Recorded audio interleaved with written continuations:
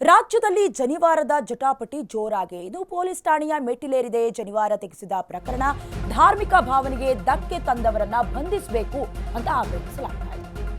Police ಠಾಣೆಯ ಮೆಟ್ಟಿಲೇರಿದೆ. ಜನಿವಾರ ತೆಗೆಸಿದ ಪ್ರಕರಣ ಧಾರ್ಮಿಕ ಭಾವನೆಗೆ ಧಕ್ಕೆ ತಂದವರನ್ನ ಬಂಧಿಸಬೇಕು ಅನ್ನುವಂತ ಆಗ್ರಹ ಕೇಳಿ ಬರ್ತಾ ಇದೆ. ಏಪ್ರಿಲ್ 16ರಂದು ವಿದ್ಯಾರ್ಥಿಯ ಜನಿವಾರವನ್ನ ಸಿಬ್ಬಂದಿ ತೆಗೆಸಿದ್ರು. ಶಿವಮೊಗ್ಗದ ಆದಿಚುಂಚನಗಿರಿ ಪರೀಕ್ಷಾ ಕೇಂದ್ರದಲ್ಲಿ ಈ ಘಟನೆ ನಡೆದಿತ್ತು. ಪರೀಕ್ಷಾ ತಪಾಸಣೆಯ ವೇಳೆ ಜನಿವಾರವನ್ನ ಸಿಬ್ಬಂದಿ ತೆಗೆಸಿದ್ರು. ಜನಿವಾರ ತೆಗೆಸಿದ್ದಕ್ಕೆ ಬ್ರಾಹ್ಮಣ ಸಮುದಾಯ ಆಕ್ರೋಶವನ್ನ ಹೊರಹಾಕ್ತಾ ಇದ್ದಾರೆ. ದೊಡ್ಡಪೇಟೆ ಠಾಣೆ ದೂರನ್ನ ನೀಡಿದ್ರು ಜಿಲ್ಲಾ ಬ್ರಾಹ್ಮಣ ಸಂಘದವರು. ಬ್ರಾಹ್ಮಣ ಮಹಾಸಭಾಧ್ಯಕ್ಷ ನಟರಾಜ್ ನೇತೃತ್ವದಲ್ಲಿ ದೂರು ಕೂಡ ಸಲ್ಲಿಕೆಯಾಗಿತ್ತು. ಧಾರ್ಮಿಕ ಭಾವನೆಗೆ ಧಕ್ಕೆ ತಂದವರನ್ನ ಬಂಧಿಸಬೇಕು ಅಂತ ಆಗ್ರಹಿಸಲಾಗ್ತಾ ಇತ್ತು. ಇನ್ನು ಎಕ್ಸಾಮ್ ಪರೀಕ್ಷಾ ಕೊಠಡಿಯಲ್ಲಿ ಏಪ್ರಿಲ್ 16ನೇ ತಾರೀಕಿನಂದು ವಿದ್ಯಾರ್ಥಿಯ ಜನಿವಾರವನ್ನ ತೆಗೆಸಿದ ಕೇಸ್ಗೆ ಸಂಬಂಧಪಟ್ಟಂತೆ ಪೊಲೀಸ್ ಠಾಣೆಯ ಮೆಟ್ಟಿಲನ್ನ ಏರಿದೆ.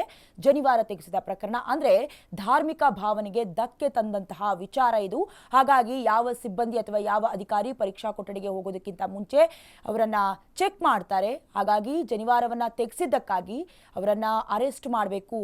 ಯಾಕಂತ ಹೇಳಿದ್ರೆ ಧಾರ್ಮಿಕ ಭಾವನೆಗೆ ಧಕ್ಕೆ ತಂದಿರುವಂತಹ ಕೆಲಸಕ್ಕೆ ಸಂಬಂಧಪಟ್ಟಂತೆ ಶಿವಮೊಗ್ಗದ ಆದಿಚುಂಚನಗಿರಿ ಪರೀಕ್ಷಾ ಕೊಠಡಿಯಲ್ಲಿ ನಡೆದಂತಹ ಘಟನೆಗೆ ಸಂಬಂಧಪಟ್ಟಂತೆ ಈಗ ಅವರನ್ನ ಅರೆಸ್ಟ್ ಮಾಡಬೇಕು ಅಂತ ಆಗ್ರಹಿಸಲಾಗ್ತಾ ಇರೋದು.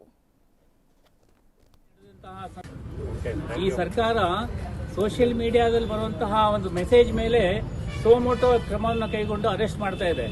ಆದರೆ ಇವತ್ತು ನಮ್ಮ ಧಾರ್ಮಿಕ ನಂಬಿಕೆ ಮೇಲೆ ಇಷ್ಟು ದೊಡ್ಡದಾಗಿರುವಂತಹ ದೌರ್ಜನ್ಯ ನಡೆದಂತಹ ಸಂದರ್ಭ ಈಗಾಗಲೇ 3 ದಿವಸ ಆಗಿದೆ. ಯಾರ ಮೇಲೂ ಸಹ ಇಲ್ಲಿವರೆಗೆ ಕ್ರಮವನ್ನು ಕೈಗೊಂಡಿಲ್ಲ.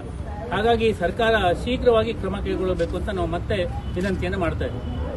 ಕೇವಲ ಒಂದು ಧರ್ಮ